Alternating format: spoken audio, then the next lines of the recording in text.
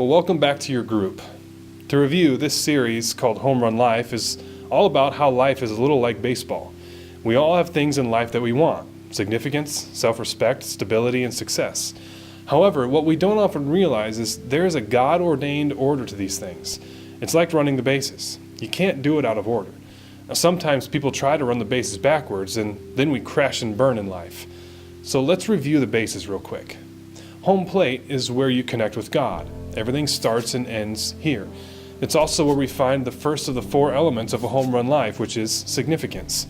And once we have that, we move on to first base, which is about our character. That's where we find the second element of a home run life, which is self-respect. And next, we move to second base, which is all about community. It's where we learn to obey Jesus when he said, "Love your neighbor as yourself." This is also where we find the third part of a home run life, which is stability. Third base is all about competence.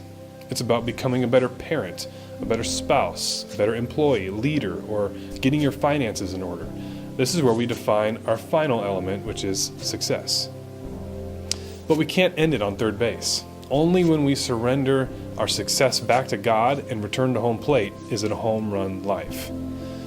So this week's message focused on second base, which deals with community. We learned an important principle. You have to love people and use things, not love things and use people. Ephesians 5:1 encourages us to imitate God, who offered himself as a sacrifice for us. So we asked how we can imitate God when it comes to our relationships. We learned 3 keys for loving like God loves. Number 1, keep your word.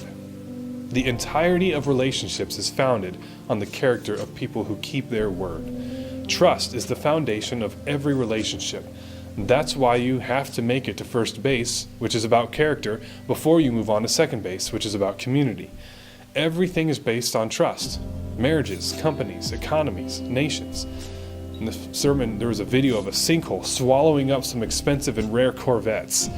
And as difficult as it was to watch that, it's a great illustration for how many families and marriages and businesses and churches look.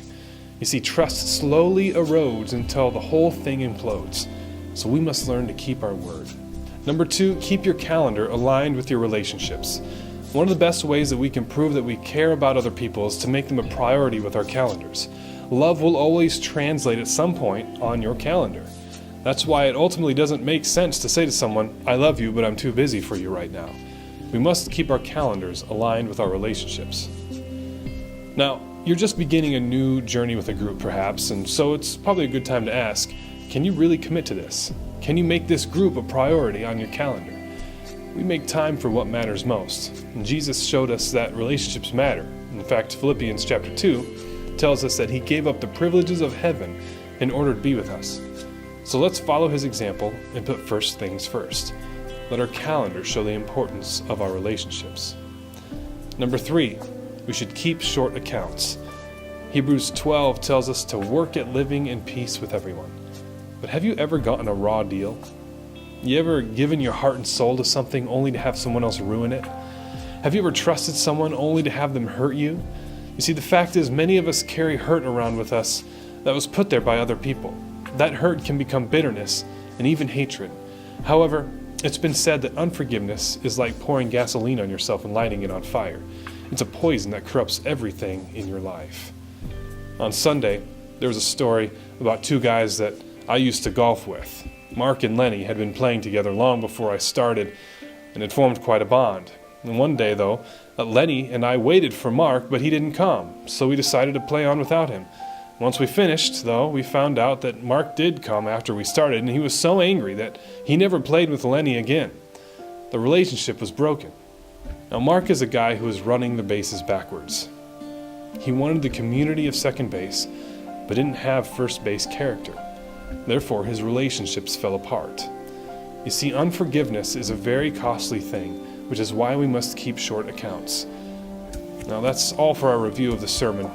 Go ahead and have a great discussion with your group.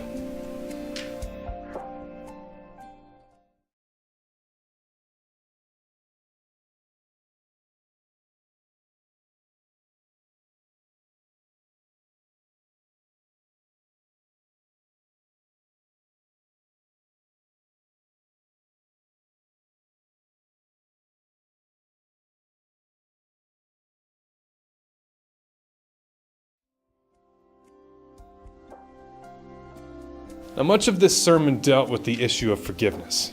This is because there's really nothing anyone can do to help a relationship until both people are willing to forgive. It doesn't matter who you are, your toes are going to get stepped on at some point. If you keep short accounts, then you'll easily let it go, but if you're one who holds grudges, then problems will build, and soon you'll find that you're really not satisfied in any of your relationships. Now, Romans 12:20 says, "If your enemies are hungry, feed them. If they are thirsty, give them something to drink. In doing this, you will heap burning coals of shame on their heads. Don't let evil conquer you, but conquer evil by doing good." The point of this passage is that by doing good, we might actually change the hearts of our enemies. In the Bible, the imagery of fire, or in this case, burning coals, often represents some sort of transforming or purifying test.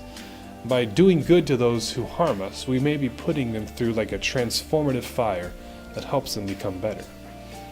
During the sermon, we watched a video of a woman forgiving her husband's killer on a news program. This act of forgiveness left the news anchor speechless. He didn't have a category for such an action. As Christians, we hear about forgiveness all the time. We even become numb to it sometimes. And that means we lose sight of just how radical this stuff is. As Christians, we are called to be radical reconcilers. That means that we chase down reconciliation like a hunting dog. We should go to unusual measures to reconcile, because this is exactly what Jesus did when he died on the cross, to reconcile us to God. We see the need for reconciliation all over the place today. We need it in our families, in our cities, in our nation. Christians should be at the front of the effort to reconcile. But unfortunately, that's not always the case. But forgiveness is our department. It is the unique piece that we bring to the conversation because we understand forgiveness in a unique way. My hope is that as you discuss forgiveness with your group, you'll think of ways that you can practice reconciliation in your own life.